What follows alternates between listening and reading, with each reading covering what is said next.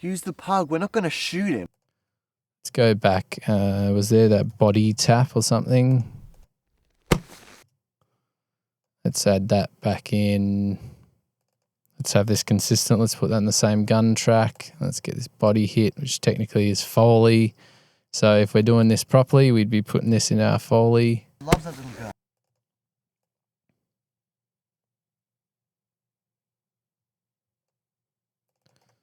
So we can put it here. Use the pug. We're not going to shoot him. In my 37 years in this... Use the pug. We're not going to A bit of cloth movement in there as well, which is nice.